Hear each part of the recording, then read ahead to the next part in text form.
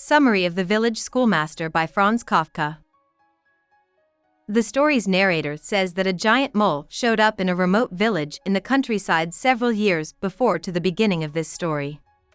Some people in the area and even visitors from other places were interested in the mole for a short time, but most people quickly lost interest.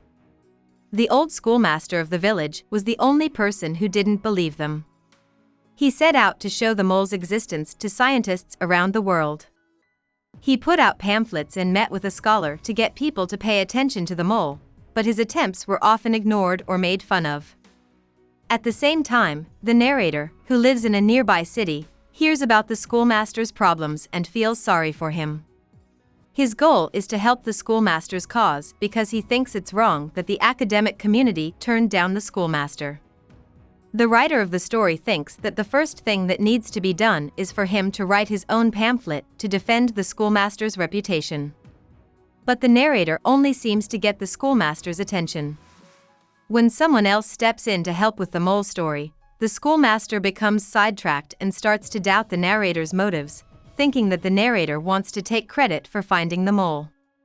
As the years go by, the schoolmaster's jealousy grows, even though the men meet up more than once and try to work together. But instead of working together, the schoolmaster complains about how no one is interested in the mole and blames the narrator for his failed attempts to help. At the same time, the narrator talks about how his own interests slowly changed, from wanting to help the helpless teacher out of kindness to wanting to know more about the mole itself.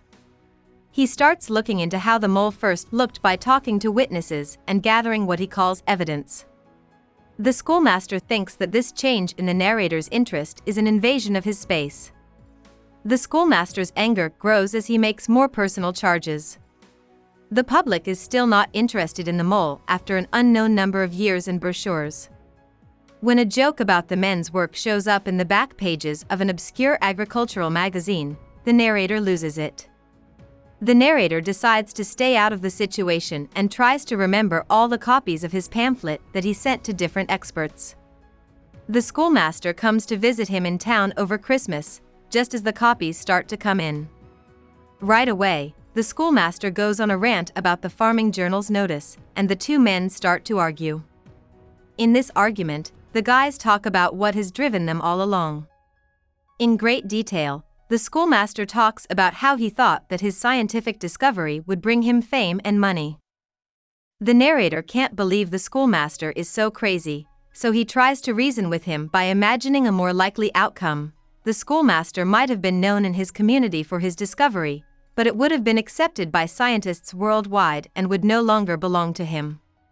By talking about this possible result, the narrator shows that his own reasons for getting involved with the mole case, which he used to think were good intentions, have been unclear to him the whole time. At the end, the men are at a standoff. The narrator wants to shoot the schoolmaster right then and there, but he can't control himself. About the author. Kafka was born in Prague.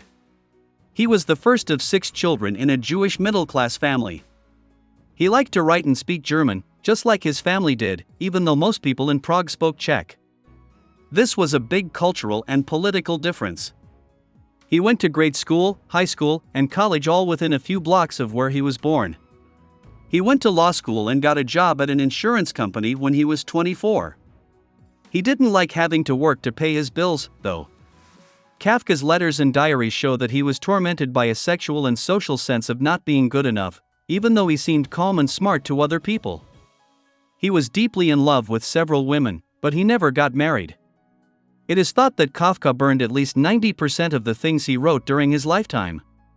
However, he did agree to let the Metamorphosis be published when he was 32 years old.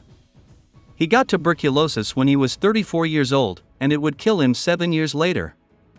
In his will, he asked his friend Max Brod to destroy any works that were still around after he died.